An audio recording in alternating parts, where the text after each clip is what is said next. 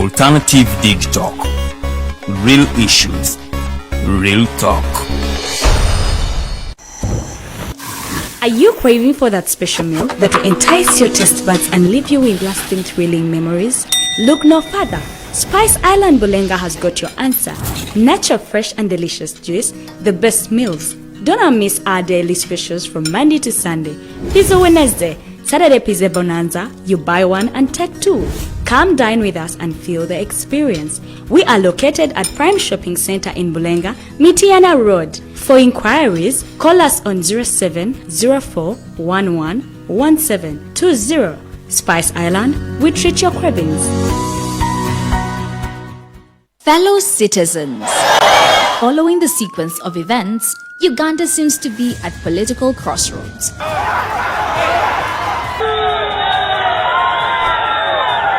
I'm not a servant of anybody. Madam, I know the law. As such, Alternative Digital brings you the Interface Show with retired Colonel Dr. Kizza Besigye. Let's keep on the same page on Alternative Digital, As he gives you the alternatives on the transition question, rule of law, human rights and freedom, youth inclusion in governance, economic stagnation, as he confirms. I'll be always here Saturday from 10 a.m. in the morning. Be there. Don't miss the live discussion on the Alternative Uganda, Digital TV Facebook pages, and the Alternative Uganda YouTube channel.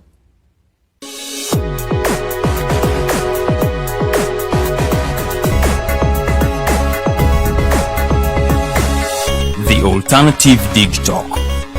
Real issues, real talk.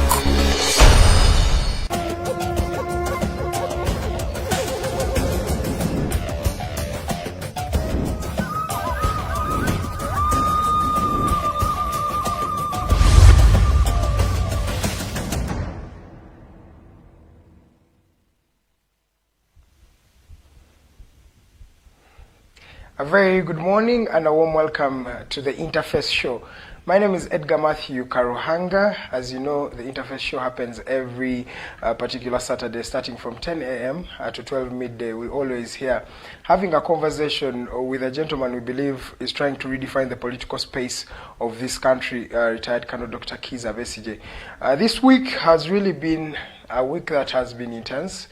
Various stories have been going around this particular week. We saw Arsenal fans in Jinja being not allowed to actually celebrate. Two of them were arrested by the Uganda police force in fears of, I think they did not seek any requirements or any acceptance from the Uganda police force, that is the IGP. So we had a few of them being incarcerated, but later on they were released by the Uganda police force, and it says that they should have the courtesy of coordinating with them the next time they will be celebrating an Arsenal match or the winning of that particular title. Still this week, retired Colonel Dr. Kizza Besigye, the gentleman I have on the show today, was barred from accessing Emerald Hotel, where an oil debate was scheduled to take place. One of the panelists was Dr. Kizza Besigye, and the leader of the National Unity Platform, that is Robert Kyagulanyi Ssentamu. They were not allowed to access that particular premises, and Dr. Besigye was later escorted to his office right there in Katonga. But earlier on, the son of the president and also a general in the UPDF army, that is General Muhoozi Kainerugaba, was making a bit of some processions in Mbale. We saw him, moving with a couple of border borders, all donned in yellow attires, and they were accompanied by the police. And of course, Mr. Muhoozi was able to donate some money to church right there. What does this mean to the political spectrum? As the opposition is being barred from accessing a venue, and Dr. Kizza Besigye, in his words, remarked that it's an indoor meeting with a few people, but they were not allowed to actually access it, and yet the irony still remains. Muhoozi is making processions. What does this mean? We shall pick the views of Dr. Besigye in that particular regard. Still in East Africa here, we had Rwanda shooting at a plane that belong to the DRC, and they said they were violating the airspace of that country. And a lot of intrigue happening between the Democratic Republic of Congo and Rwanda. When we talk about other countries, I think in North Korea, respiratory illness has been registered earlier this week, and that country is under lockdown for 5 days, as they say that they are still trying to contend or to deal with this particular respiratory illness. And of course, in some parts of China, it's unfortunate, people are dying of COVID-19, a condition we thought had been, eliminated or through the vaccination and other procedures that were, rolled out by the World Health Organization in order to fight this pandemic. Some parts of China are experiencing high cases of COVID-19, and over 70,000 deaths have been recorded. That is really unfortunate. And of course, if we are to come back to East Africa, Tanzania, Tanzania's opposition leader Tundu Lissu has come back from self-imposed exile, and he is now back in Tanzania. Samia Suluhu took power, after John Pombe Magufuli had died, but actually allowed this gentleman to come back, and he is already in Tanzania as we speak. I think that is how the world is looking like today, and that is how the week has really gone right here in Uganda. Allow me, I welcome retired Colonel Dr. Kizza Besigye, and we'll start a conversation from there. You're welcome, sir. Thank you very much, Edgar, and always a pleasure to be here at the Alternative Digitalk. A very good morning to all of you, wherever you are joining us from this Saturday. I hope you've had a good week, but I still have to extend my sympathy and prayers for those who are going through tough times, who've lost dear ones, who are experiencing challenges in hospitals. I must tell you, I have a patient in hospital, and it's a terrible thing to go through once you are nursing a patient in Uganda, because of the huge cost implications. Whether one is in a government hospital or in a private hospital, there is absolutely hardly any difference. So I sympathize with all of you going through challenges of different sorts, and pray that the good Lord will comfort you and get you through.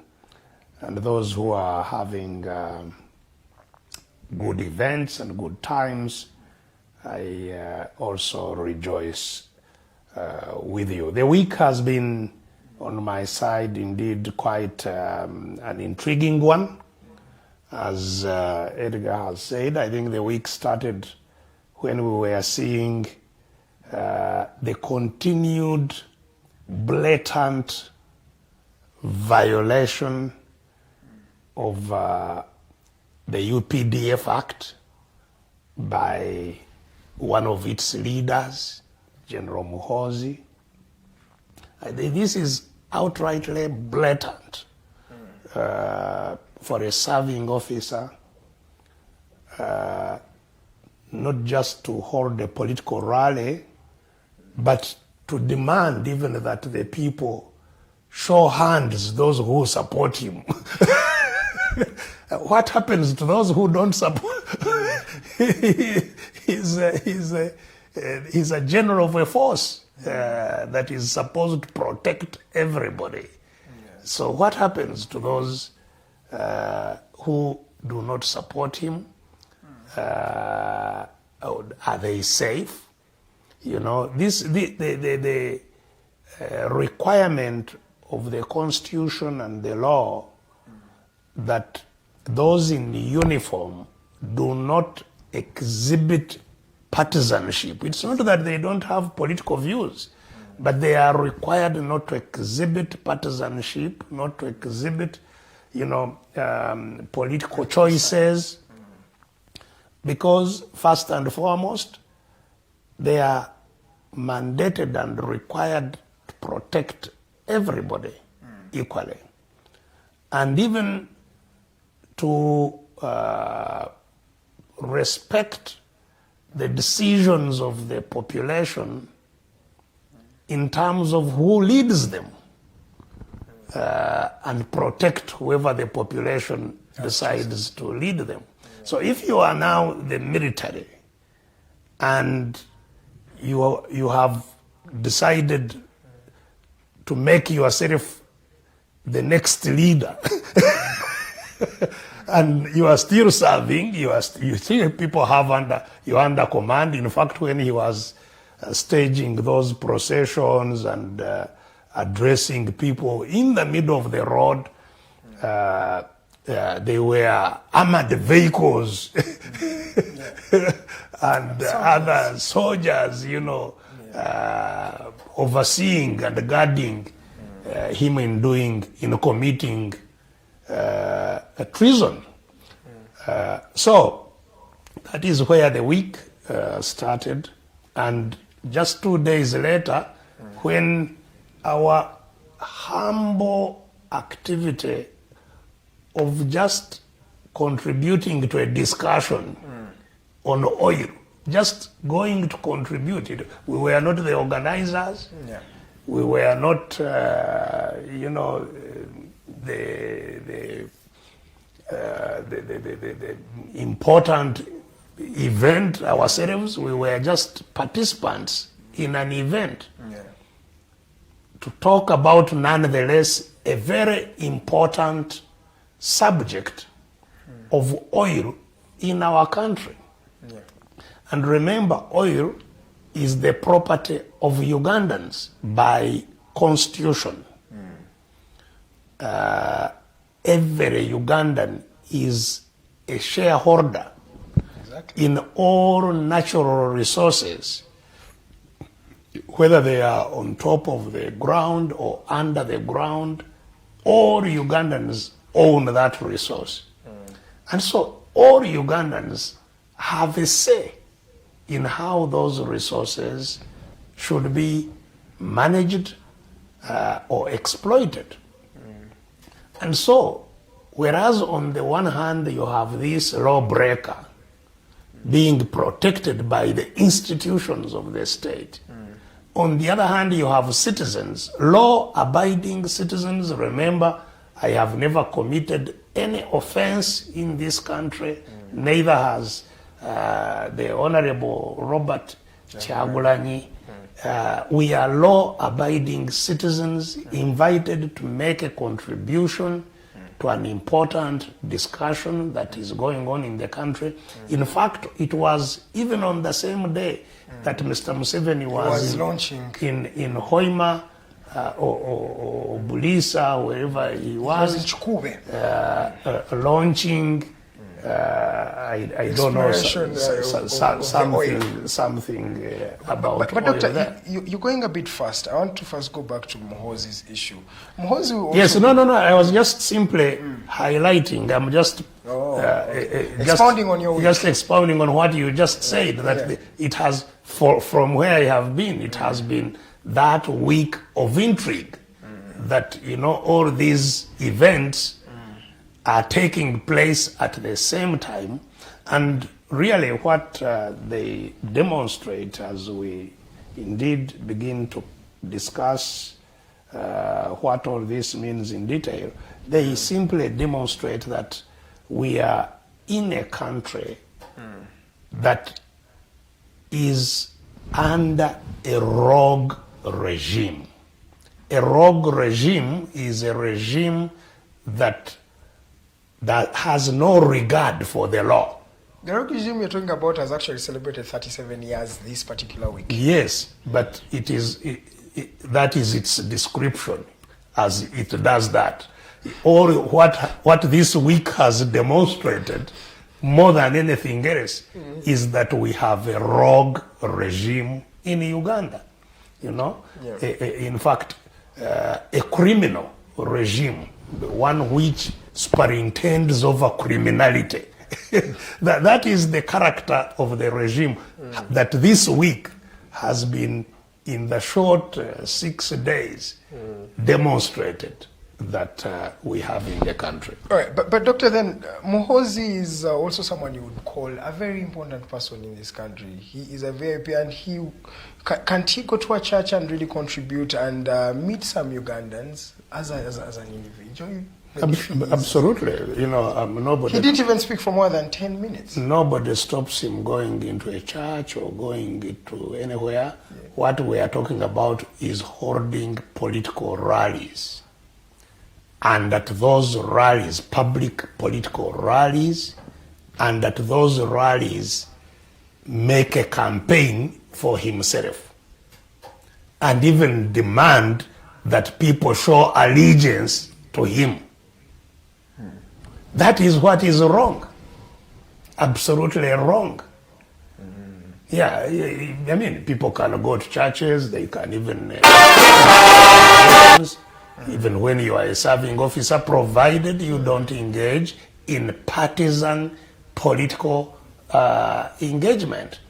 And remember, you know, we are talking about this when there have been precedents where people did not even speak partisanly, but they were said to have made political statements while still in uniform, which were not even partisan. No, nothing that I said in 1999. I was going to bring up that. Yes, nothing in the missive you wrote. Nothing that was written in that missive. That time we did not even have parties. You were revealing the rot that was happening yes, in the government. Absolutely. And that time we did not have parties, so I could not be accused of being partisan. I was simply pointing out what was wrong. But they said that what I said was controversial, was politically controversial, while I am still in uniform. That was the charge. Of course, it was, in my case, wrong to charge me on that. That was not a correct charge, because, as I have said, there was nothing partisan. Even, in fact, in my case, I did not address any public. I wrote a document to specific office holders, only that it leaked to the media. It had to leak, Doctor. Yes, but but what I'm saying is that now compare that. Now, I was then arraigned in the court-martial for just that. But here, this week, you have somebody in the middle of the street holding a public event with lots of people, demanding from them to know those who support him to become a leader of this country. You know, that is the grotesque kind of abuse that this demonstrates, displays. And so the only difference between you and Muhoozi was that Muhoozi was not being charged for you, you were charged after. Well, because the difference is bigger. You come after 2 years and you stand for president. The difference is bigger because what I said, as I have pointed out, yes, sir, was not partisan. If you say that there is corruption in the country, it is not partisan. If you say that there is abuse of power or abuse of rights, it's not partisan, you know. But it brings you political capital and political mileage. It may, and I'm not saying... So, first of all, what I said was not partisan. That's true. The critical element here is those in uniform being partisan or showing partisanship. The second thing is that in my case, I did not address the public. What I said may have eventually got to the public, but I did not address any public. And yet, I was... court-martialed. Yes. Same as General Tumukunde, what he said was not, he was not campaigning for himself, he was not challenging one party against another. He was just making some political points, but while still in uniform.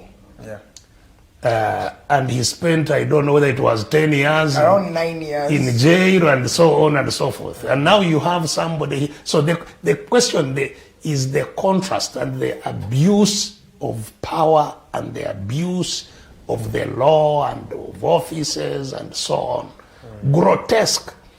And you know, nothing goes on. Of course, General Muhoozi is not the head of the military. But it means that we have a completely incompetent, impotent, totally impotent chief of the defense forces. You're talking about Mbadi Wilson. I'm talking about the office, not even the person. That we don't have a chief of defense forces. Totally impotent. That office is now completely impotent. It cannot call to order those under it. So, and these are very, very serious things. What does it mean? It also means that we have a totally impotent commander-in-chief. The chief commander-in-chief in Uganda is totally impotent because he cannot bring those under his command to live by the rules of the forces he is commander-in-chief of. His son recently tweeted that the father can do whatever he wants to do.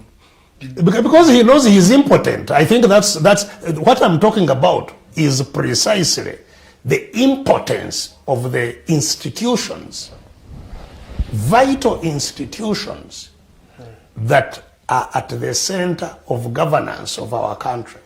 That we, Muhoozi has demonstrated that defense forces have no leadership, that the country actually and its commander-in-chief is totally impotent and ineffectual. That's what he has demonstrated with his actions, with his words, that's what he has demonstrated. So all of this has happened in this brief week through those actions. And then the violation of other citizens' rights. This is why we say we have a totally rogue regime that we are dealing with. Doctor, just a quick one. Just paint a picture for a Ugandan out there, the magnitude of the impact of a general or an individual in uniform being above that institution of the UPDF. Does this really allude to a fact that there may be a bit of division in that UPDF? And in case it were there, hypothetically, what would that mean to a common man out there? No, there is no division. It is a captured institution. That is all it demonstrates. That the institution is captive. The one whom they cannot hold to account has captured it. So it has no capacity to act against the whole UPDF. Absolutely, absolutely. This is the clearest demonstration. What Muhoozi has done is the clearest demonstration that the Uganda People's Defense Forces is a completely captive institution. You cannot have a clearer demonstration.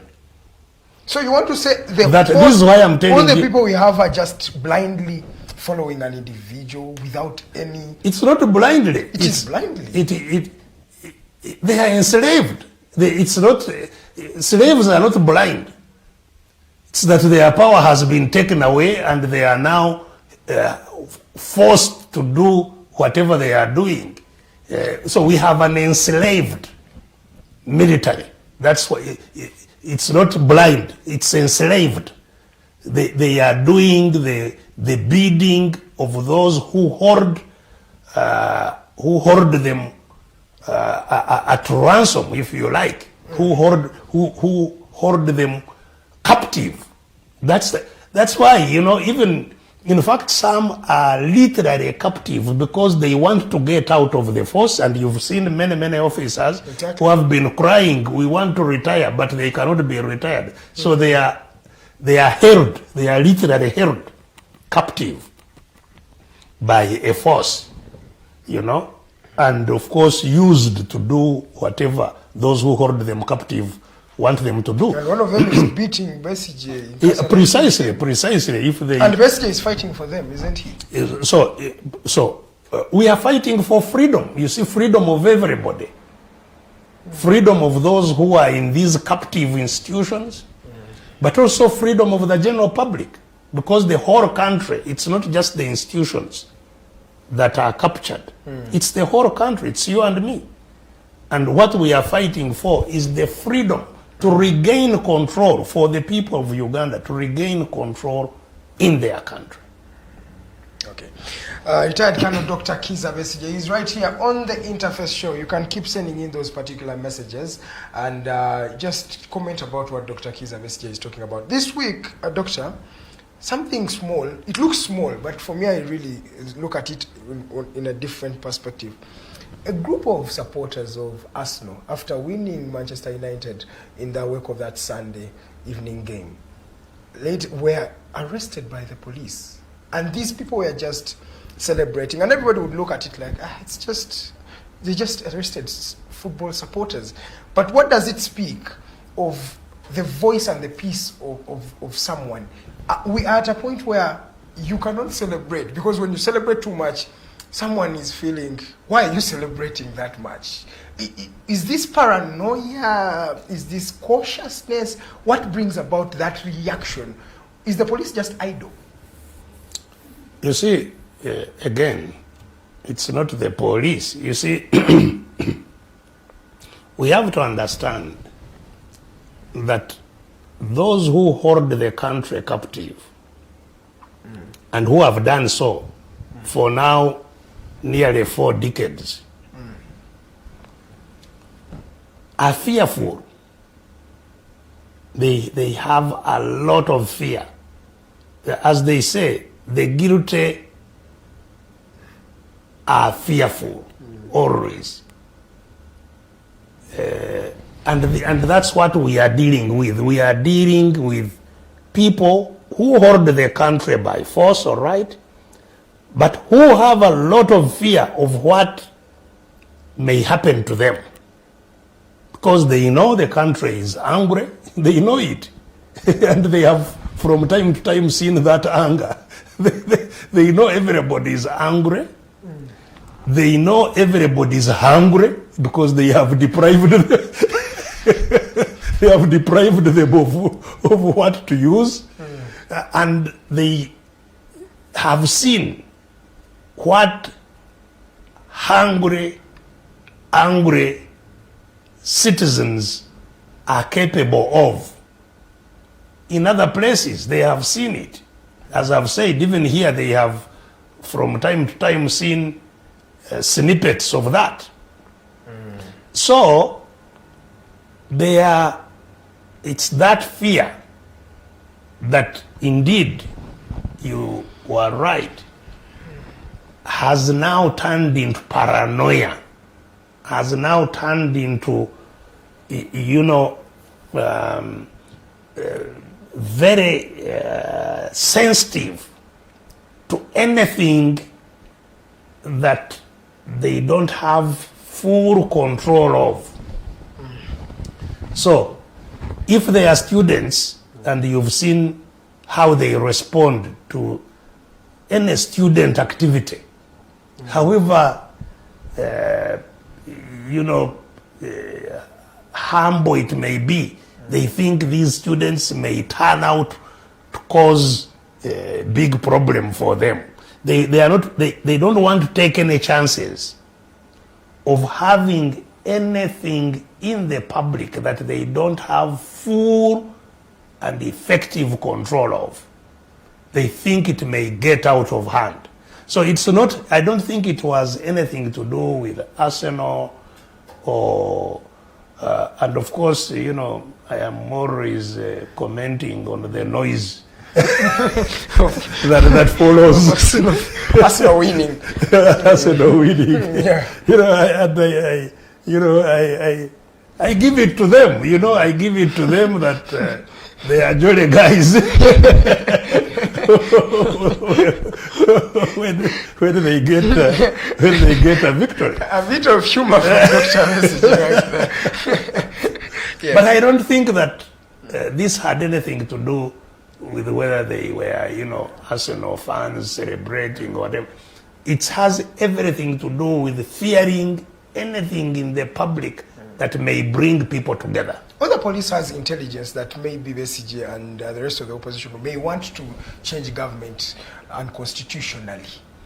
And that's why they are reacting. Because you look at Jinja, it has nothing to do. There were NUP members who were arrested in Jinja who were at a wedding. Yeah. So it feels like maybe there is an intelligence. Yeah, this is what I'm telling you, that they are just fearful of anything, any gathering that they don't have full control of. They think that it may mutate, it may turn into something else they don't know. So they are terrified. So the regime is not just a criminal regime, it's also a terrified criminal regime. And that's why, you know, it can get very, very murderous, like we saw in 2020, when they mowed down people, you know, because of panic. They panic when they see any challenge in the population, or even if it is not a challenge, if they see some public kind of engagement by those they believe are not of the same type as they are, not by their cronies. If it is their cronies, they have no problem with them, you know, like indeed we saw with the Muhoozi thing. But even with the Muhoozi thing, you know, you can't be confident of being liked and hoping to be the leader of the country. And when you go to church, you are going with armored vehicles. Even that shows you that even as they masquerade, that even as he masquerades that you know, he may be supported, he knows that people are not fools. He's a general. He needs to have also security.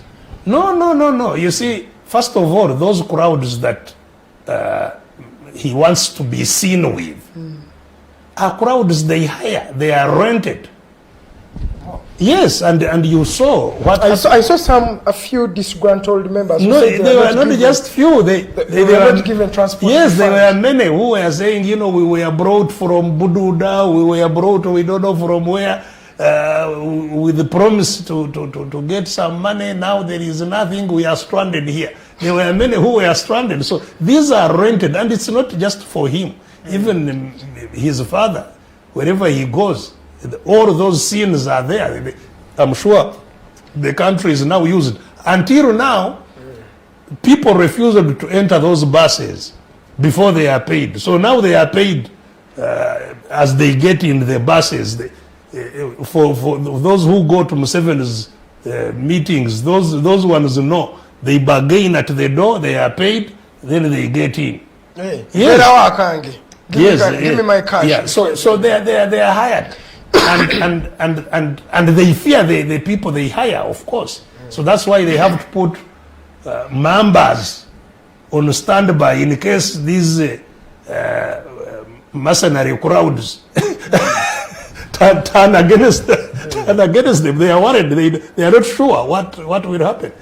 Yeah. So I think the Jinja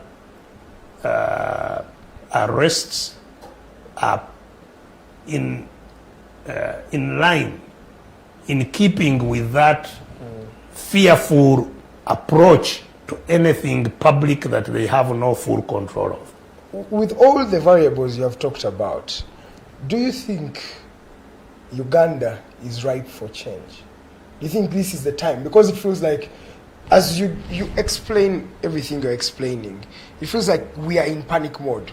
And panic mode gives birth to reactionary mode. And it's 37 years down the road. We've just celebrated it 2 days ago. We are celebrating the Liberation Day. Doctor, in your own perspective, do you think Uganda is now at that point, that trajectory, at that ripening point of, if you say, they are ready for a new government, they are ready for change? Uganda was ready for change decades ago, you know.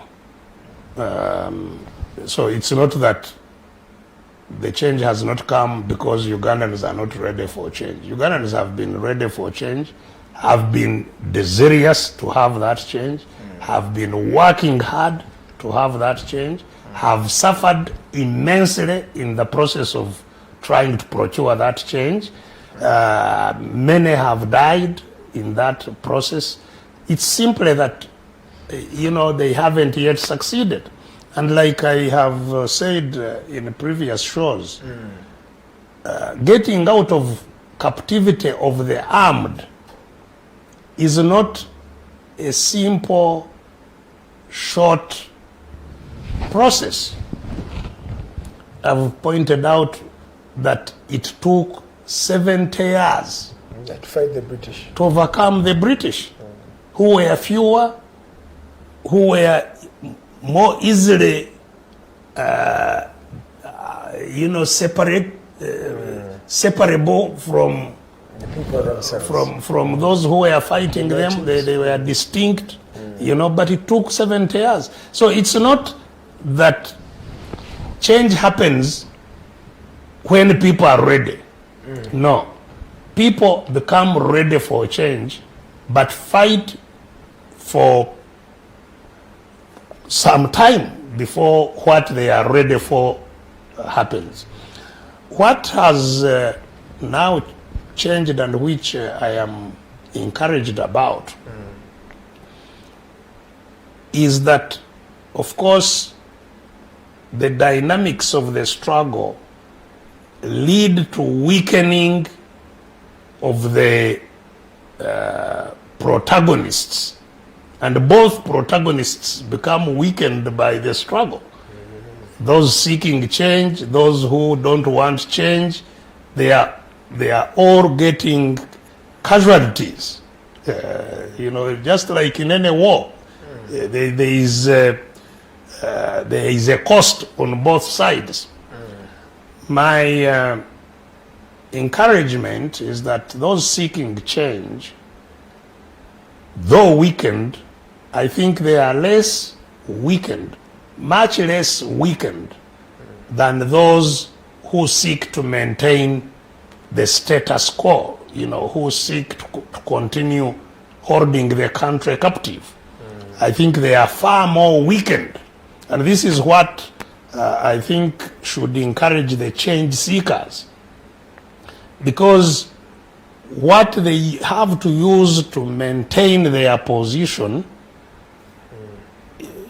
is much weaker. First of all, the money they have been extorting from citizens and using to tear gas us and to rent soldiers to beat people and so on. So the funding of their terror machine is much weaker now than when General Kayihura was at the helm, you know, rampaging all over the country with a lot of resources, with many vehicles, with armored vehicles, with all kinds of things, with money, renting support from activists, buying them borders, buying them all kinds of things. You know, that Kayihura strength is no more. You now have a very, very poor Ochola and his outfit, you know, with the cricket vehicles, you know, collapsing all over the place, even without fuel. That is the reality of what we have today. And you've seen them crying to MPs, please give us a little more money. We can. The budget was actually reduced, the one that for the police. Yes, and it's very evident. You know, you go to a police station, you want to make a report, they even ask you to go and buy paper on which. Yeah, you have to photocopy. There is a paper. Yes, paper. yes, you have to. You know, that is the situation of the terror machine. It's completely, broken, and it has not broken itself. The people must celebrate their victory also. You know, when you hear that NRM is celebrating its victory, the people should celebrate their victory of weakening and crushing the machine of the dictator. Because that weak police, even the military, the other day when they were surrounding me at Emerald Hotel, I told those poor military fellows, I said, please understand how you are being abused, compare where you are coming from, with your batons and guns, where do you sleep? You sleep in poor places than even my animals, the animals I keep at home. I have better home for my animals than where most of these soldiers sleep. Yes, that is the reality. Isn't that an exaggeration? No. Go to Zambia. Go to all these barracks where... I've seen a few uniports up to today. Yes, you find one uniport with 3 families, They live in a squalor. That is the reality, And they bring them from there to come and terrorize somebody who is seeking to free them from that terrible conditions in which they live. The military, they send them to, there have been clips on the social media by the military who are coming from Somalia, having endured 1 year fighting Al-Shabaab in the desert, in terrible weather conditions, with terrible welfare conditions there. They spend there 1 year, they come back. All the money they are supposed to have earned has been stolen. It's not there. Yes, the military who come from Somalia, they spend 6 months without getting anything here. I think they're supposed to be given $20,000. That is the reality. So it's not just the police, it is the military which is in a terrible situation.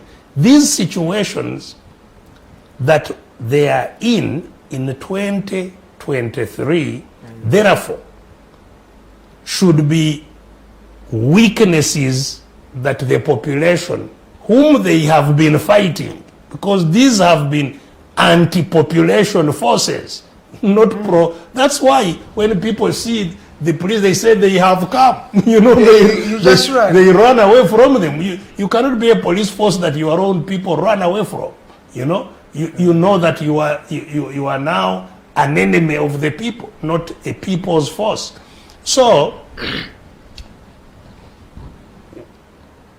even after 37 years, this gives us hope. The population should have hope that those who have been holding the country captive are much, much weaker today. That even those who have been their enthusiastic supporters, the foreign governments of America, of Europe, of who have been their enthusiastic supporters, because of course they have also been helping them. But they say those people are helping you. So no, they say Besigye is being funded by white men. Well, they should show anywhere where I have ever got even 1 shilling from those people whom they say are funding us. They cannot demonstrate or show anywhere that I have ever got 1 shilling. But I can show and demonstrate the billions upon billions that they have got from those people. Of course, a lot of which they have stolen. I can also demonstrate their stealing of that, of those billions. Like recently, what they got from COVID, the COVID money, the billions they got from IMF, from World Bank of COVID, and how they store them. So, whereas they may say whatever they want, they have no evidence. We have evidence of the support they have been getting from the foreign governments. Those who have been funding them are now cautious. They are saying, no. It seems these people we are funding are terrible.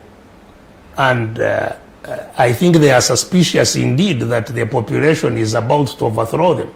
Because for them, the foreigners, their interests are not so much about whether the Ugandans are suffering or not. It's whether their partners are still able to continue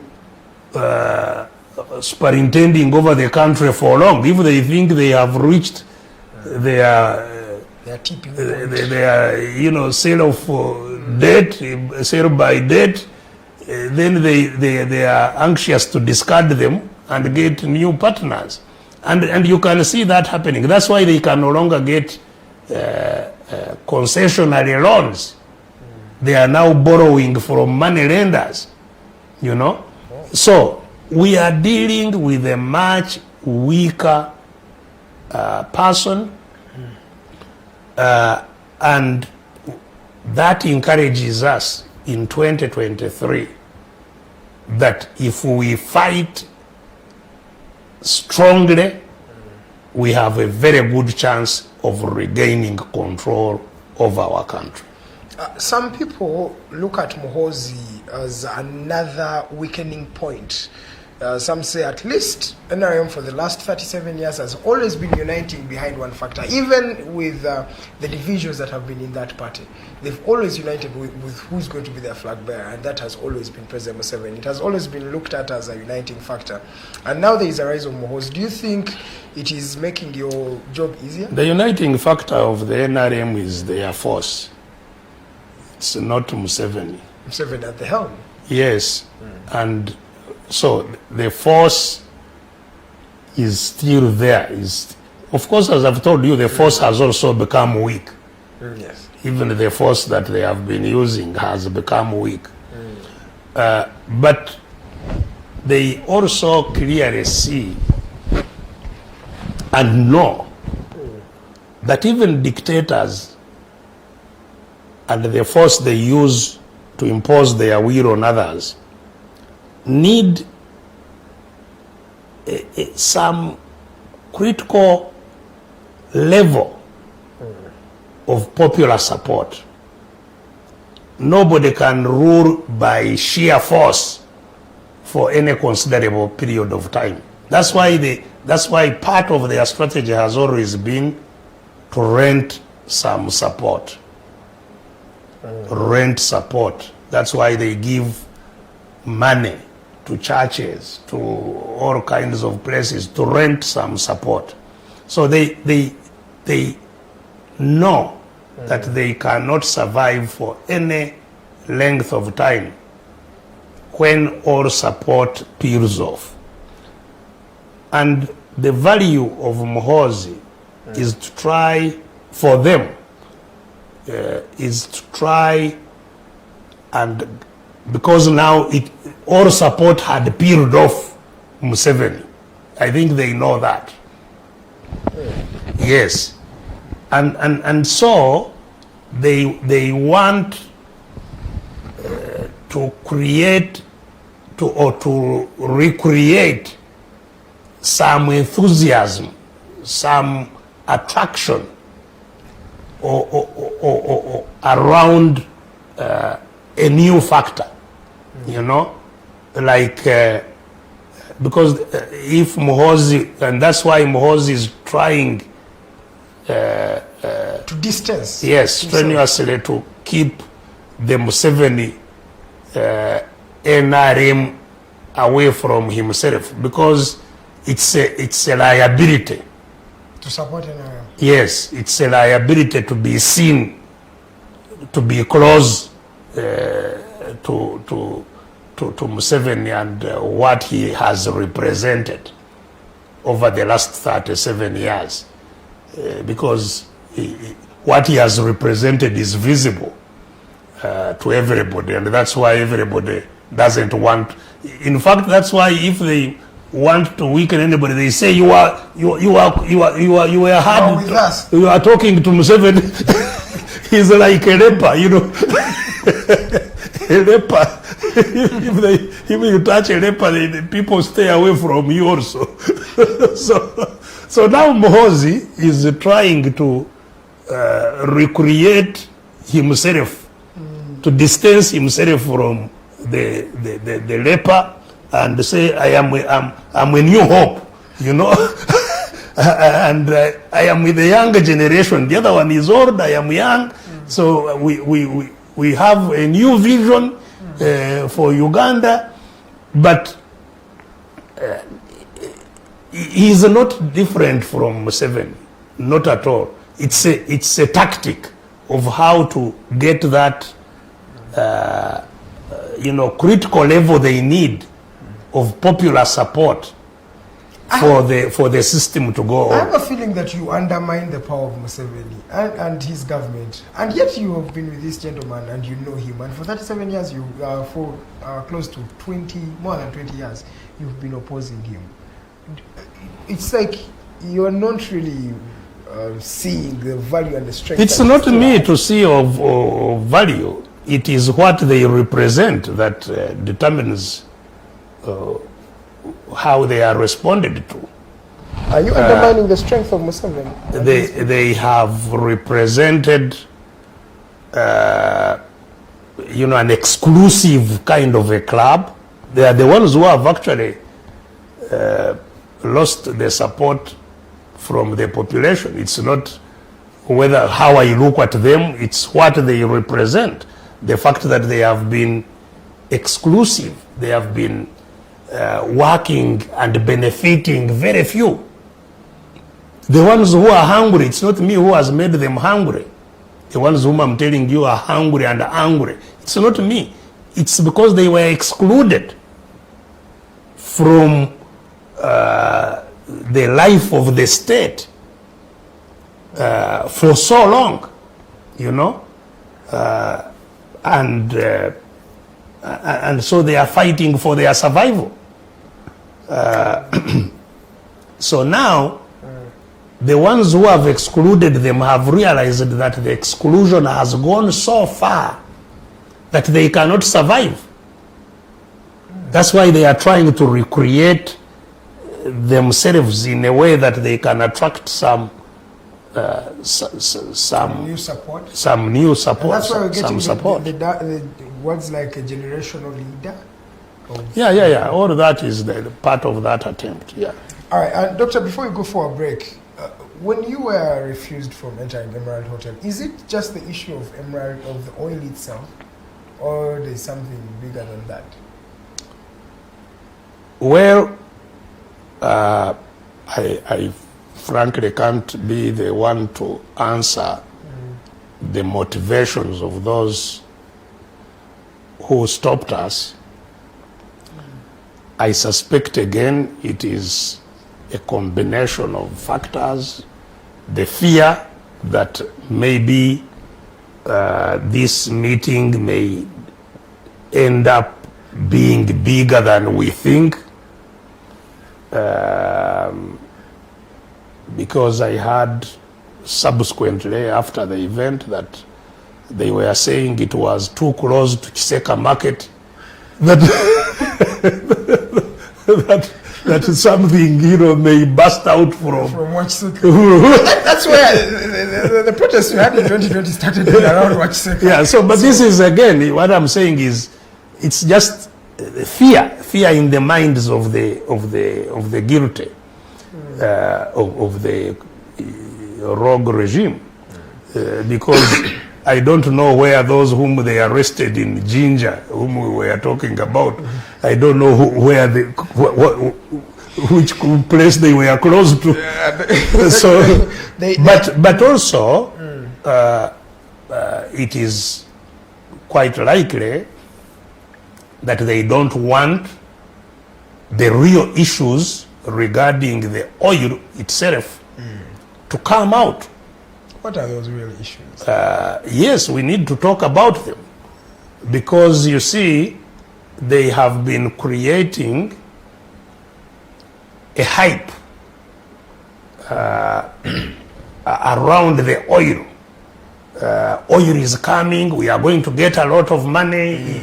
You who are hungry, who are angry, calm down, because money is coming. You know, they have been creating that that excitement about oil, as if it's going to be a turnaround for the suffering people of Uganda, but which is the same kind of excitement, force excitement they create almost every year, you know. We are bringing money, Bonabagagawale, you are all going to become rich. We have a program to make all of you rich. You remember sometime there is a time Museveni said, by the end of this year, we want every family to be getting, I don't know whether it was 10 million shillings or whatever, you know, every family will be getting so much. You know, Emioga, money is coming. They are always drumming about how people are going to get wealthy. But the reality of the matter, people keep on becoming more desperate. All right. So, that is why they don't want us to puncture holes in the new lies about oil. And such a discussion would have given Ugandans more information about this oil. All right, thank you so much, Dr. Kizza Besigye. It's time we're going for a short commercial break. You're still watching the Interface Show. My name is Edgar Matthew Karuhanga. We've been talking about the state of the week.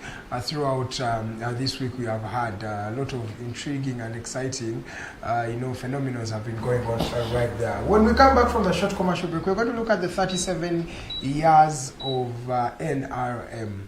What has worked, what has not worked, and I'll be coming back with a short message of President Museveni. I think it was around February 1987. He made some remarks, and we shall be looking at those remarks. Has he actually fulfilled what he promised Ugandans, or it is still the same status quo? Keep watching the Interface Show. Keep sharing this video to as far as you can, to as many people as you can through our social media platforms. It is at The Alternative Uganda. That is on Facebook, at Digitalk TV, still on Facebook. On YouTube, we are at The Alternative Uganda and still at Digitalk TV. On Twitter, we are at The Alternative UGA. Please continue sending in those messages. Keep sharing this video. And we still have Dr. Kizza Besigye. Let's go in for a short commercial break. We will be right back.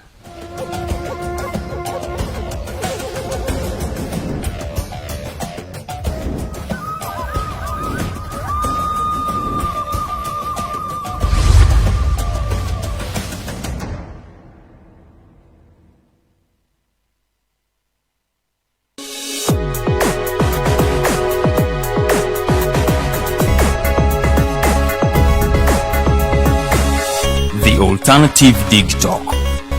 Real issues, real talk.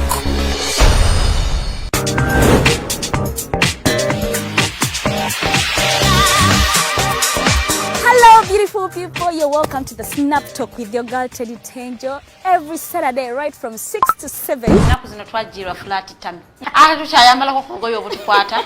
Wajana ku body shaming. Speak up.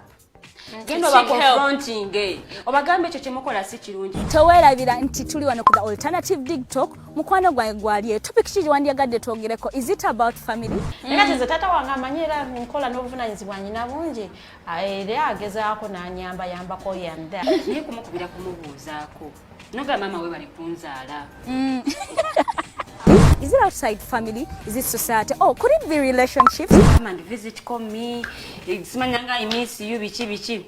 Especially in better you good sinungi. Neno omuntu akwagalira mu season yaba takwagala ze nkubuulira.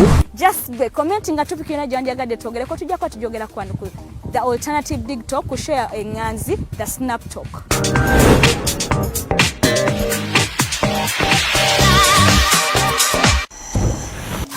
Are you craving for that special meal that will entice your taste buds and leave you with lasting thrilling memories?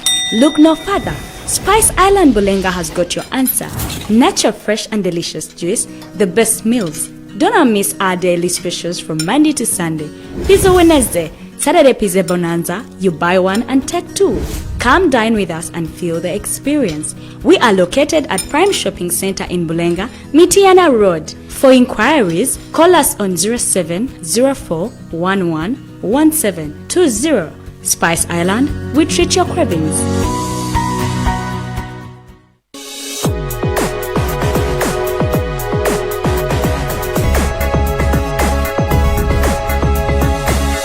The Alternative Dig Talk.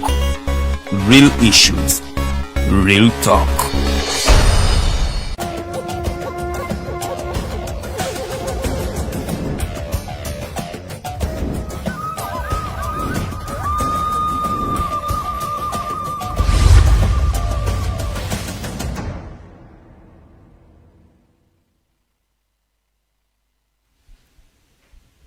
This is the Interface Show. It happens every Saturday starting from 10 to 12 midday. We're always here having a conversation with Uganda.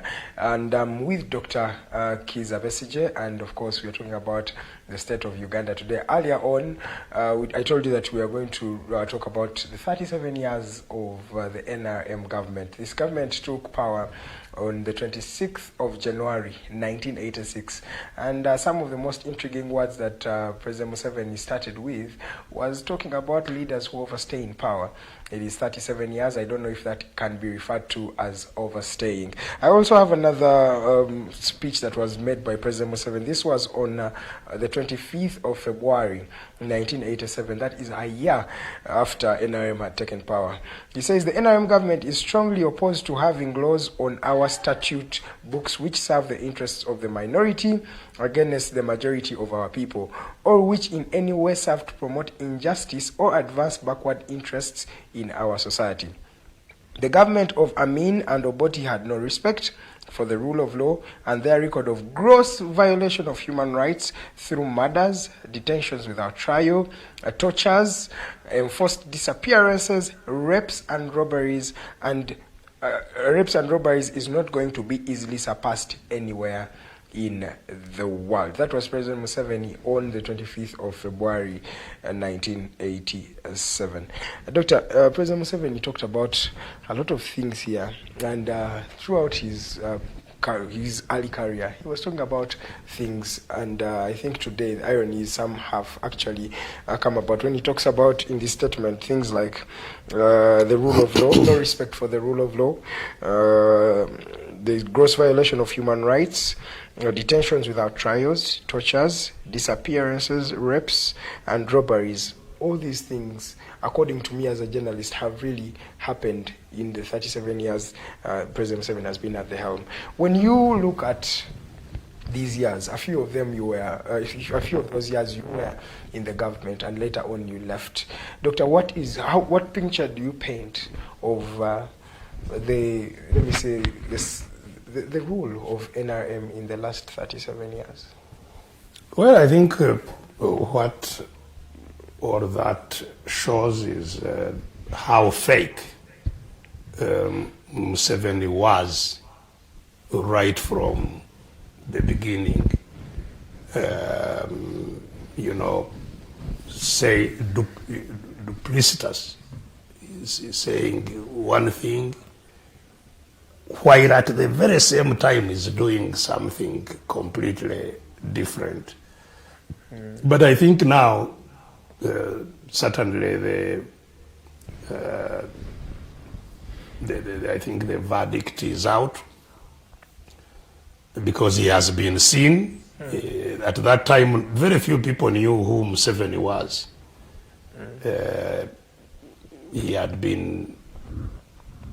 He was a new figure, apart from hearing his name as somebody who was fighting during Amin's time and after Amin. People didn't know him. And that's how even ourselves, went to support him. We only heard what he was saying. We did not know how fake the person who was saying those things was. And so, 37 years has been such a long time for anybody who had doubt about whether he's hearing correctly, whether he's seeing correctly. Everybody has had enough time to make a judgment about who he is. And I have no doubt that amongst the people at least who knew Amin and who know Museveni, especially those who knew Amin and have known Museveni now, if both were on a ballot paper, Amin would have a landslide victory. Why do you say that? This gentleman has always talked about Amin as one of the worst things to happen to Uganda. No. Amin would have a landslide victory over Museveni in terms of who people, how they have led the country. And both, had brutality in their leadership. But brutal as Amin was, he exhibited more patriotism, far more patriotism than Museveni has exhibited.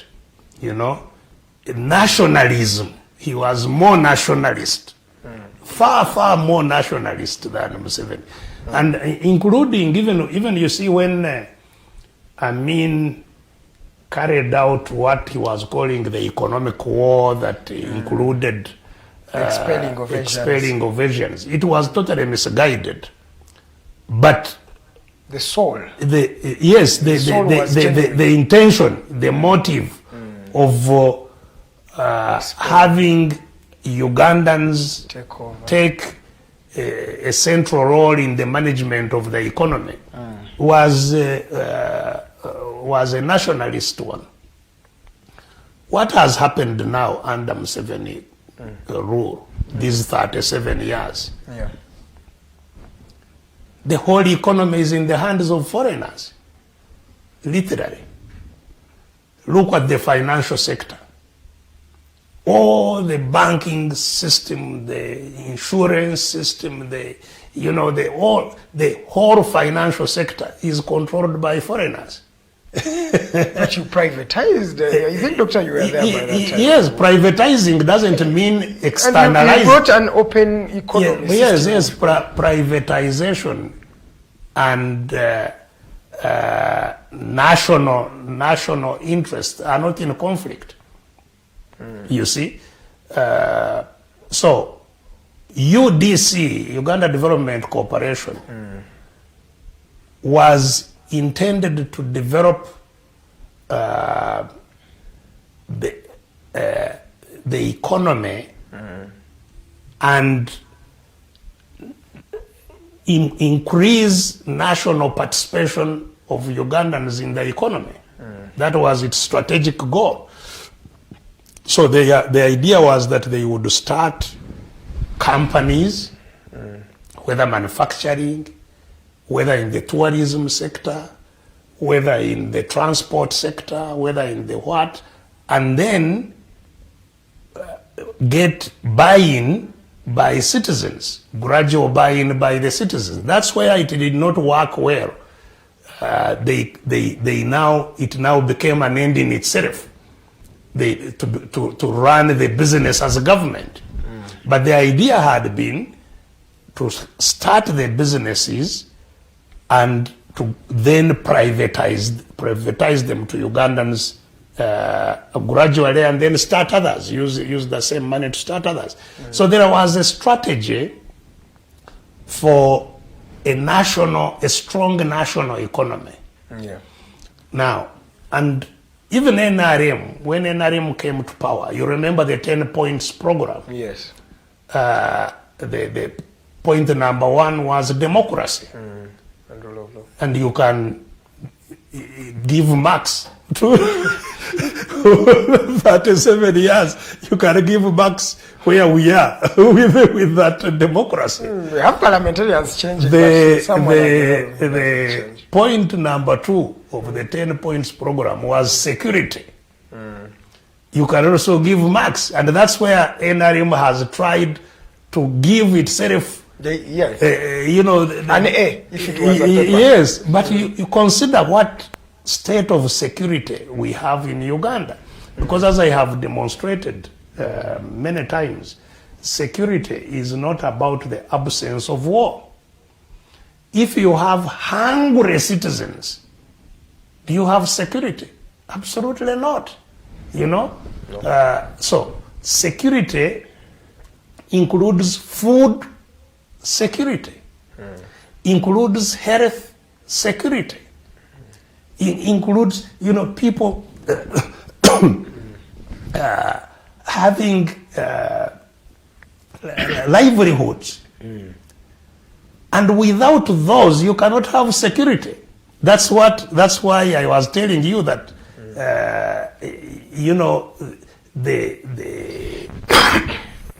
the fear of the government is from its own population. Yeah. Can you have security in a country where everybody, whoever is who, must have armed guards around them? Maybe it's a new style. Yeah, but what is advising that new style where anybody, another DC goes with a pickup of soldiers, a member of parliament, and state minister, permanent secretary, all of them. Is that a secure country? Absolutely not. So the regimes that preceded this, even Amini used to drive himself in town here, stop and greet people and go. Museveni to move from Entebbe to come to his, I don't know which one is his home, to come to Kampala. Even before he leaves his bedroom, all the vehicles along the road where he is going to pass would have been long stopped, and the whole road is being monitored left and right by... He's the fountain of honor, doctor. Even if it were you in that position. Honor means that that you fear the people who are supposed to honor you, or what? Honor is not about, being fearful of the population you lead. Because, and remember, very honorable people who even lead more prosperous countries don't behave like that in their country. I was watching King Charles. King Charles drives in just his car and his driver. Yes. And his wife. And he's still controlling an empire.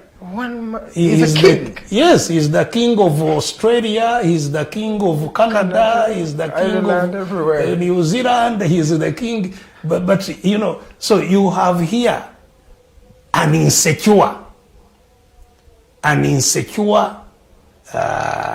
dictator who has to live in that kind of way. So point number 2 of NRM, security. That is how it is. Now, the other point number 3 was unity of the people of Uganda and elimination of all forms of sectarian of sosoze. I think if there is a badge, if there is a a badge NRM has earned. If I was to give a badge, you say is a fountain of honor. The badge of honor I would give to Museveni is the honor of being the chief sectarian that Uganda has ever seen. He has a badge, Yobusosoze. That is his badge. It would be printed on his face. The chief sectarian. That is his badge. Why? Because Uganda has never been as divided, actually. Ugandans have never come to hate each other as they do today. You know? And why is that hatred and so on there? It's because people have been excluded. All kinds of people have been excluded. Yes, the sectarianism, this is what I'm talking about. And so, and it's been, again, very vivid, you know. As I told you, when you are the head of state, you control government. Yes, sir. Your wife is the Minister of Education. You and your wife, who oversee the government, are paying 10,000 shillings for a year for education of a young Ugandan. But you give state house scholarships, which you control, you and your wife, you control scholarships for a few, where you pay, you know, millions for each child. From primary, I've been talking about there is a school, an exclusive school in Kanyariero, in Chiruhura, boarding school, free from primary to senior 6. Go and ask whether the teachers in that school are paid according to the rates of the teachers of the UPE schools. What are you trying to assert? That someone who comes from a certain region determines that at least let them study for free and... Yeah, no, it's not anybody who comes from any region. I'm telling you the sectarianism and the exclusionism that has caused what we are dealing with. That some people have high quality free education, free boarding, including food and everything free, from primary to senior 6. What's the name of that school, Doctor? Kanyariero. It's called Kanyariero. It's in 15 miles to Mbarara. Wow. With thousands of kids selected from one community. Free education all the way to senior 6 boarding. And after senior 6, they get scholarships, state house scholarships to universities. While others are selling their small pieces of land to educate their children in university. And of course, after university, those who have sold their land, their children will never get jobs. The ones who have gone through free will be the ones to get jobs. So the anger in the country is not for nothing. And you are the president and your wife is the minister of education. Doctor, aren't you the ones dividing the country, as President Museveni has always said? Yes, if I am the one who set up that system, I would be the one dividing the country. No, because when you talk about that, it also brings in mind... The question is whether what we are talking about is there or is not there. But it has always been there even before. What I'm trying to say is, when you look at the NRA, let me say military wing, when it was starting in 1980, most of the people who were in that wing were from a certain region. And Doctor, by then it was... Has it changed? Division. Has it changed? 37 years later? You were part of that. You were part of that struggle as well. You were part of that so what I'm saying, point number 3, of the NRM program of unity has collapsed because of the actions, not what they say, actions. The sectarianism is actions, not talk.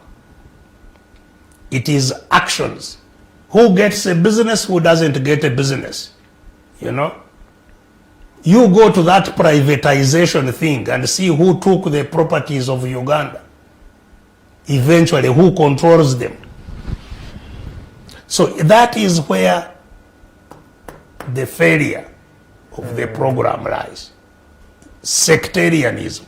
Mr. Museveni carries the badge,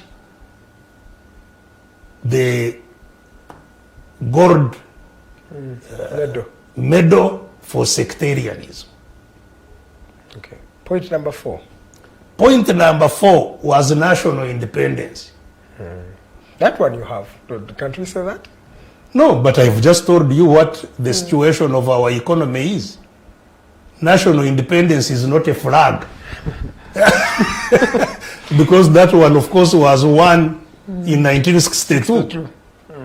What we are talking about is whether we have an independent economy, whether our people.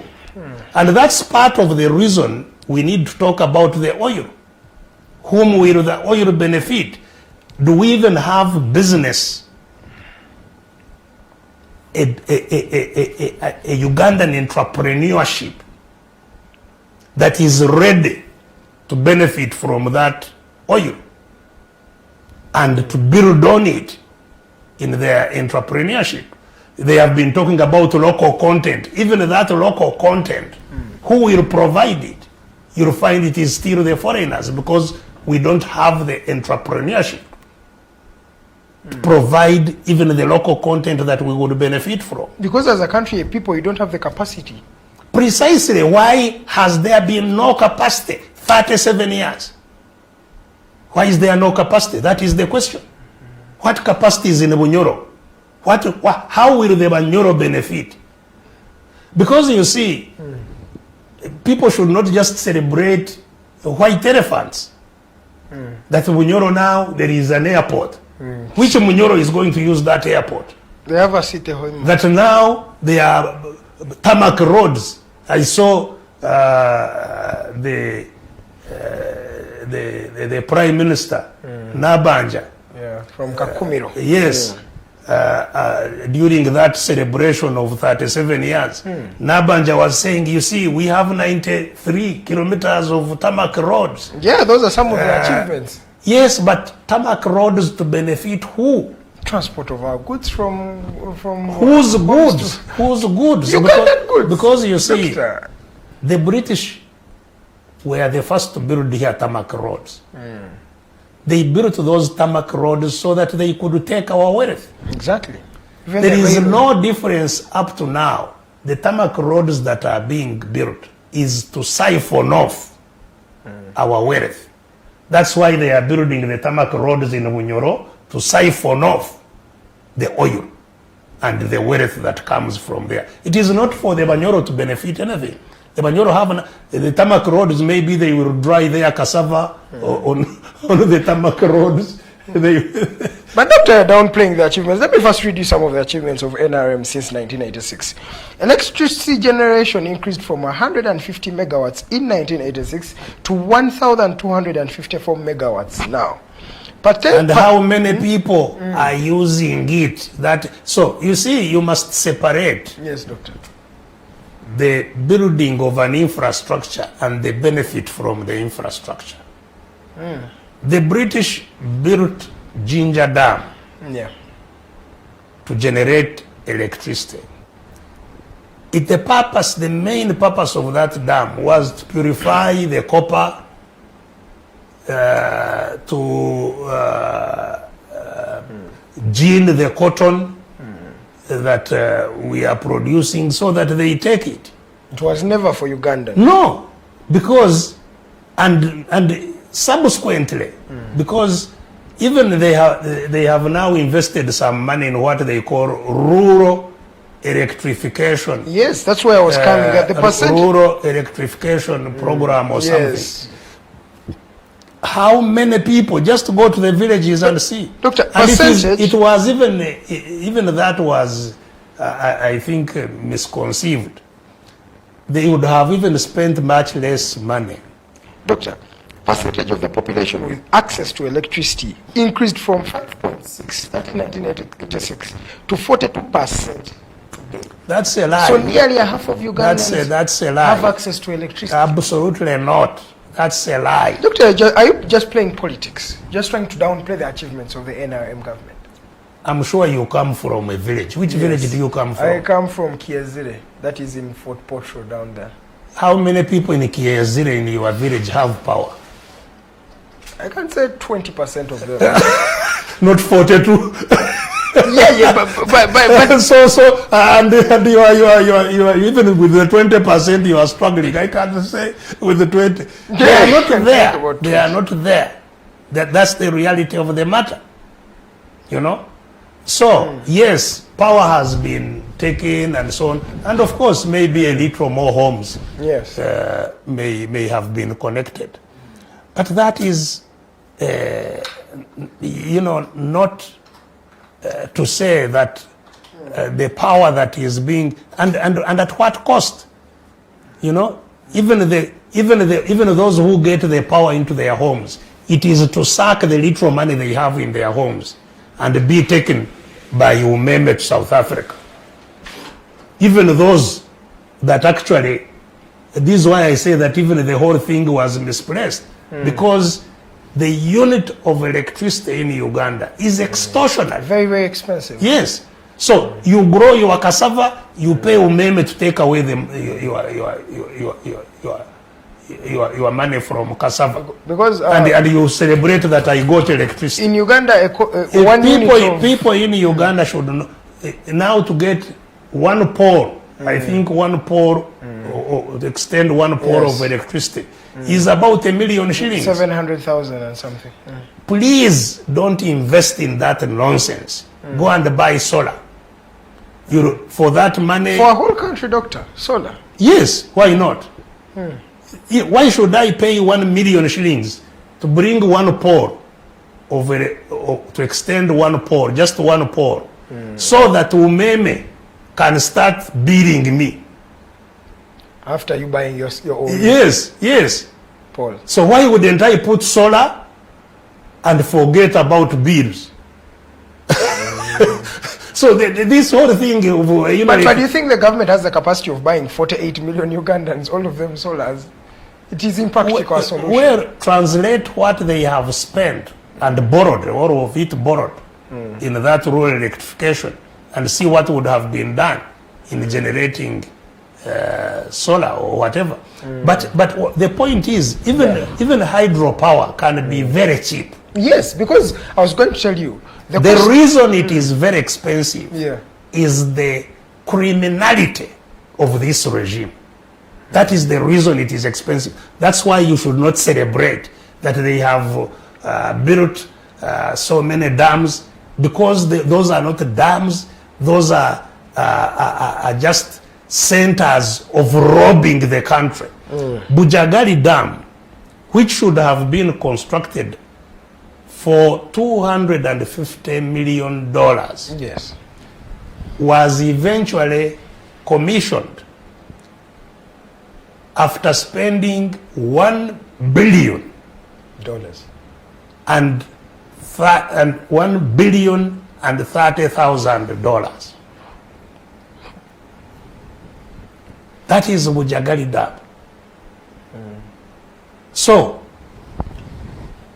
4 times the cost. Now, if they bring a pole to your house, you are going to be paying for that money they stole. The $750 million which they stole. That's what you bring your pole to pay for. That's why the whole thing is a criminal project. Why should anybody be against having hydropower. We are all for power. That's why even for oil, they don't want us to talk about how that oil, the crimes that are already invested in that oil.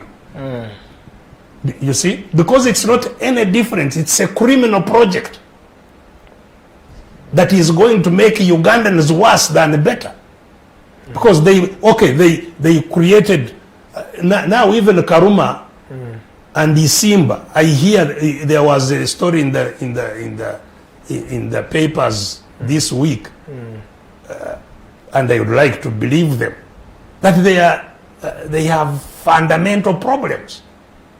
I'm sure that's why Karuma has not been commissioned, but Isimba, which was commissioned, has huge problems. Already. And some of them, you know, that it flooded and so on, you know. But we have paid tons and tons of money in borrowed money.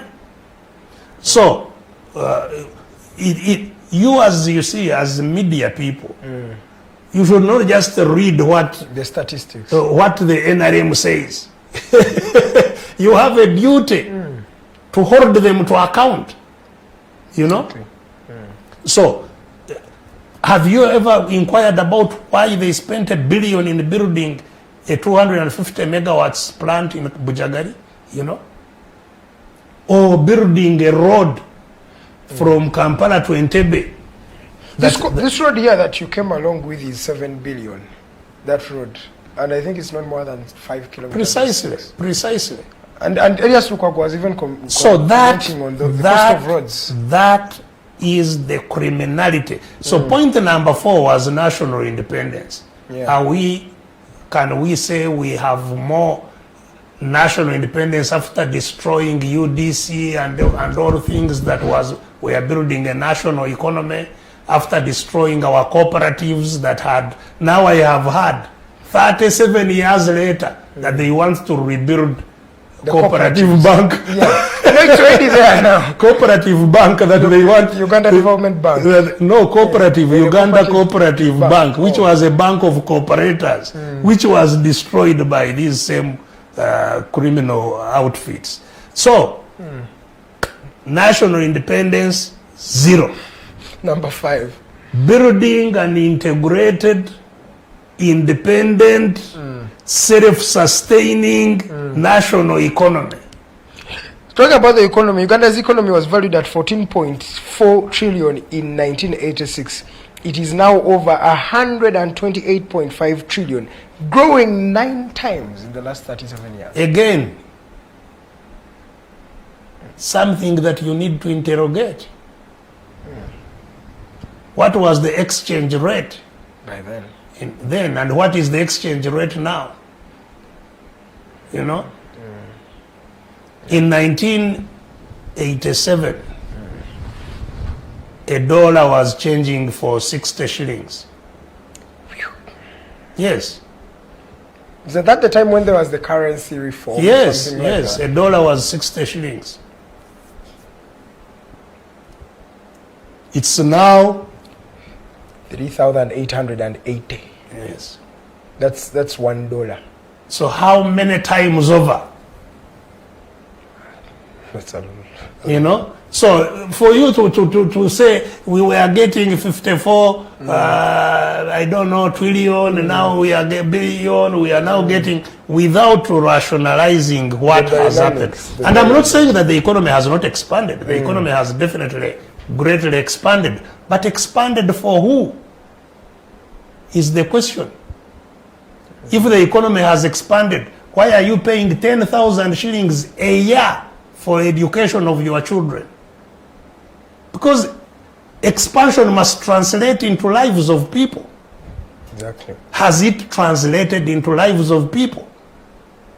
Or we have MTN here collecting money that it takes abroad where it came from, and because people are buying airtime, you say the economy has expanded. Yet nothing is trickling down to the person down. Absolutely. To the absolutely. You see? Yes. So, but more importantly, number 5, you see, point number 5 was about integrating the economy. That agriculture is integrated into industry. Industry is integrated into tourism. Tourism is integrated into this. Mining is integrated so that they are all working in harmony. Yes, yes. Absolutely not. We are still depending on export of raw materials. That's the basic. What is our foreign earning? Our foreign earning number 1 is gold that we steal from Congo. that is the truth. It is 4 times.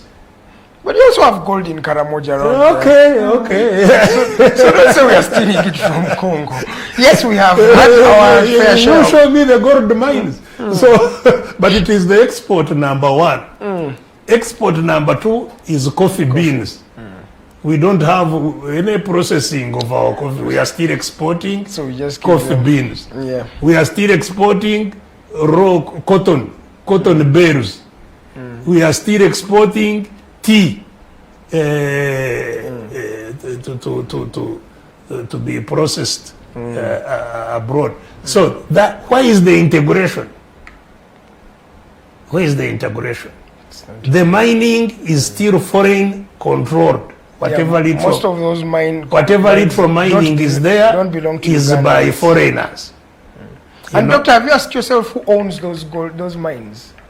Well, we know them. They are foreigners, of course. Some are not foreigners, by the way. They are foreigners. They only have commission agents who are the people linked to State House. Yes, exactly. Otherwise, those are just commission agents. They are hangers on. But otherwise, the capital investment and control and management is foreign. An invisible hand. So, that is your national economy. 0 national economy. Tourism. It's what brings most of the resources we have in this country. Well, not most, but tourism, even tourism, is largely also still controlled by foreign companies, you know. And that's why benefit for us is 0. Even when we talk about how much we get in tourism, a lot of that money is paid in Europe. These tourists just come, maybe we may get some little money from the vehicles they use here, those which they are not controlled by them. And the Ugandans who drive them around. And maybe the labor that goes around. But even the tourist industry is still dominated. And this is 40 of the 60 years of independence were under NRM. So it's a disgrace. Number 6. Number 6 was social services. I think we don't need to spend that. I also don't have a comment when it Number comes to 7, elimination of corruption.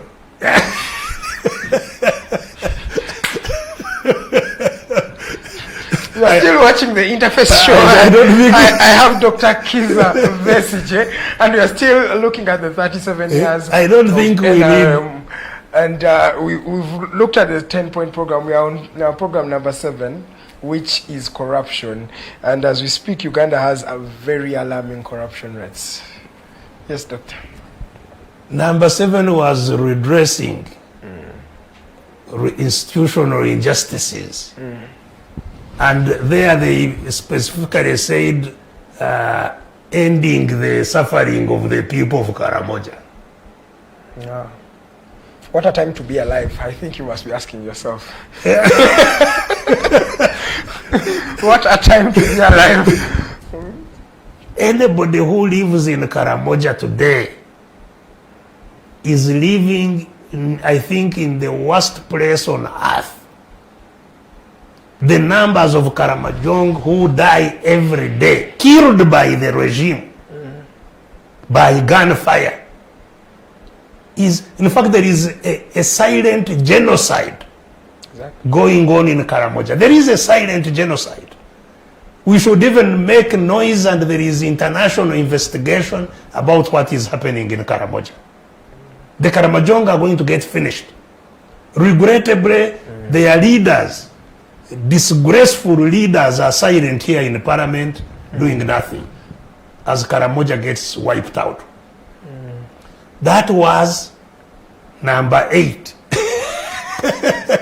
Point number 8 of the NRM 10-point program. When you talk about Karamoja, and for you, you've even taken it far, at least there is no evidence there, but when it comes to the hunger that is ravaging that area, you find someone dying of hunger, and it means when someone dies of hunger, it's not just hunger. They have gone for 3 weeks without I have evidence. Don't say it's because you don't have evidence. There is no way I can present all the evidence in this program, but I am saying it on authority. I have evidence. One promise to send fire there. And I can, if they think I am telling lies, we can go to court. Let them produce me in court, and I present the evidence of the people that have been killed in Karamoja, especially over the last 1 year or so.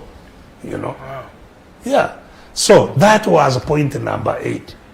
Historical injustices. Exactly. That is your historical injustice in Karamoja. You know? Yes. Point number 9. Cooperation. The people of Kasese have not also been, I think justice has not yet been served to them. Of course.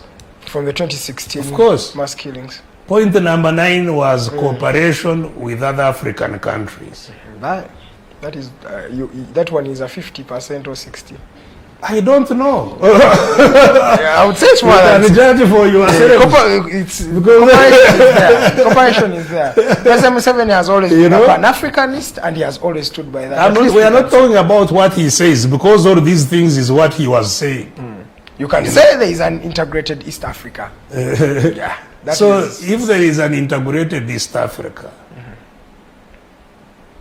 why are all the people fighting in Congo? Congo is an East African country. Yeah, but the Sudan is an East African country. What is going on in Sudan? Why do we have all this chaos in East Africa if it's an integrated community? Even just for people to move is still a problem within East Africa, you know. So, but at least they have achieved in that area. You can give them your my marks. What is the last point, Doctor? The last point was to do all those using a strategy of mixed economy. What was that mixed economy meant that you have the private sector doing its own role, but that you also have central government playing a role in the economy to mitigate the excesses or failures of the private sector. Yes. Absolutely zero. The private sector does what they do. This is why we talked about so how was the public sector participating in the economy? Banking services, where people could get support for their small investments. That was ended. Yes, that is true. Starting startups by government, which was being done by UDC. Yes.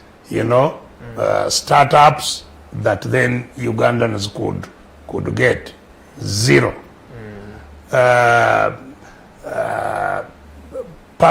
Big projects like irrigation that supports provision of water for production of people. Zero. The public sector, in terms of the economy, simply retreated. That's the truth. 100%. It's now private sector. Yes, retreated 100%. That's correct. everybody is left to the vagaries of the private sector. That is your last point that they are celebrating in wherever. Now, of course, these ones they became ashamed of later on. They became ashamed of reading these. They now said they had reconstituted them into 4 points. So yes, so now the NRM says they have 4 points: nationalism, Pan-Africanism, socio-economic transformation, and democracy. They are ashamed even they still put democracy. Now democracy is the last one. Of course, it was the first one. It was point number 1. And I'm sure they would have been happy to leave it out. So, you know, you can never have any more shameless people than especially their leader Museveni. You know, totally shameless that you set out, you even say all these things on radio, on what you are captured saying all these things, and you end up being where they are today. So that is The 37 years? The 37 years, very regrettable. I especially sympathize with the young people who have been born, who are the greatest majority of the people now living in Uganda. They were all born when Mr. Museveni was a president. They have not tested any other kind of government. You know, what they have tested, I think is really horrible. And that's why young people have a duty to really free themselves and chart a course for a better future. Because what we have very clearly will never lead to a better future. And make no mistake, you know, this oil which they are talking about, which is now possibly what they are still, the only thing they may be dangling as a hope, is definitely going to be a curse. It is going to make matters worse. If we don't solve this problem before the oil comes, your situation will be far, far worse than it is. And that's why there is an urgency in how we solve this. But doctor, I looked at something and I realized that most of the people who have influence in this country were born before 1962. Most of them are a class of before independence. And that percentage does not even equate to more than 3% of the entire population. But why is it that even after this long, these people still have influence over how the country is run? People like Museveni, people like the Sudil Ruparelias, most of the people who are really running the state, when you look at it practically, they are that cream. You see, the answer is very simple. Yes, doctor. Power controls wealth. Wealth controls influence. Now, so who controls power? It is those who captured it by force. This is what I'm telling you. And they are the ones who have the influence. Yes, the business people who work with or for them may appear to.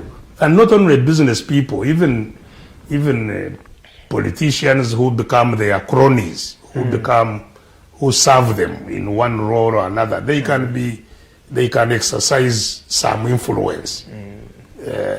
But the real owners of Uganda is owned. The real owners of Uganda are those who control it by force.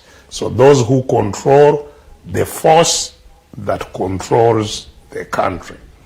They are the ultimate, most influential people and the determinants. Because power affords four things. It affords you, first of all, as I have said, control over wealth. But secondly, control over decision making. Yes. The people who have power are the ones who decide, and they are the ones who make law for themselves, not for others. It's the power is the one which makes. So laws are made by those who control power, and for their benefit. That's why they oppress those who don't have power. So if the population is the one which has power, it makes laws that benefits the population, and may actually oppress those outside the population, maybe like businesses or what, may become oppressed by the laws the population makes. But if the power is held by a few people, they make laws for their benefit, and they will oppress the others. So that is the point you are talking about of influence. The few people who, so this greatest majority of young people, unless they are born by those who control power, you know, like indeed you are seeing the Muhozis who were in primary school at that time. They are now, they exercise power and influence on account of what their parents have appropriated, have accumulated. Okay, Doctor, as we come to the end of this particular discussion, I would love to just pick your comment on the state of political prisoners. Mr. Sewanyana is admitted in hospital. He's not very fine at all. And you realize this is how most of the political prisoners have been going through. And you've also mentioned some of your people who have passed on, unfortunately, at the hands of these particular prisons.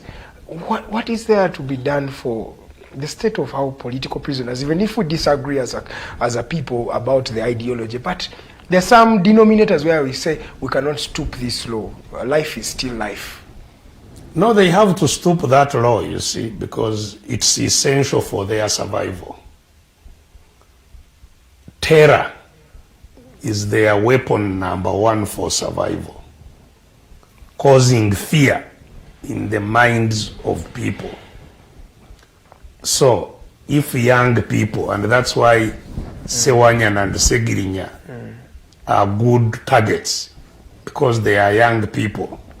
So they want young people to see if Sewanyana, who is even an MP, Segirinya, who is an MP, if they can be tortured, and even when courts say we have given you bail, they grab them and beat them, and so what chance do I have? You know, so they want to create that fear. It's not so much about those they hoard as those they target that see those they hoard. So the purpose is to spread the regime of terror. They are serving as an example. Yes, it's as a sample of what they can do to you, and so that you fear and obey what they want. That is the main purpose. And if you die, yes, it will add on more weight. You know, you can see the other one died. You can also die. And that, you know, but that's even how Mr. Museveni has been talking. That's exactly what he cultivates. We shall crush you. We will kill you. We killed the other ones who were involved in attacking the police station. We are going to kill you, young people. We are going to kill you. You know. So and puts on his weapon, and you know, it's the whole project. And some have said the messages are okay, but for you, are going to kill you, and the people you're fighting for will stay alive and okay. Pardon? They have mentioned statements like, we can kill you for you go, but Besigye will be fine and his family. Well, of course, even that is not correct. They calibrate, they calculate what they want to achieve and the cost of it. If they think that maybe killing Besigye has a higher cost, but they can torture Sewanyana, and even if he dies, maybe the cost won't be so high. They will do that. But if they think it's the right time to kill Besigye, they will also kill him. It's not that they have any preference for it's a question of how they weigh what cost it anything has to them. Doctor, give us your parting shots. We've come to the end of this conversation today. Well, it's a challenging time to live in our country, no doubt, after these 37 terrible years of a mafia state, of a criminal state, and you know, many people are living in misery, but I think the parting words I have is those of hope, because as I pointed out earlier in this program, the fight of the people of Uganda to regain their country has not been in vain.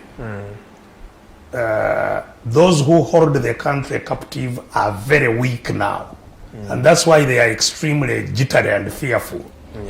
And so my own sense is that we are approaching the watershed. We are approaching the turning point, and we should be encouraged. We should remain firm and strong and committed to regaining control of our country. And I'm sure it will happen soon. I pray to God that it happens while I still live, because indeed every day here is a huge challenge. You know, wherever you go, I am followed by state people. So our lives are always in their hands. But there is a greater power that we believe in God, and we hope that God will see us through. So God bless you as we go through the coming week, and hope to see you on Saturday as usual. Be blessed. Okay. Thank you so much, Doctor. It's always a privilege having you on the show.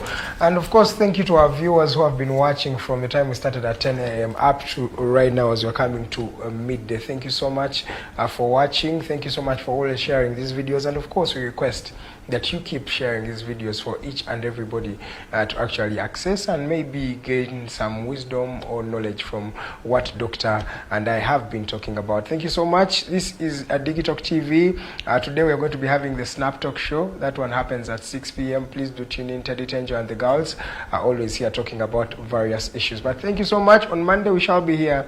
That will be the Mighty Drive at 7 a.m. Don't miss. I will be right there with Miss Farida Bikobere as we take you through the morning at 8 a.m. to 10 a.m. That will be the Mighty Drive show. We always have different programs on this particular platform. We have Tekachi, a show that talks about the law. We have various shows.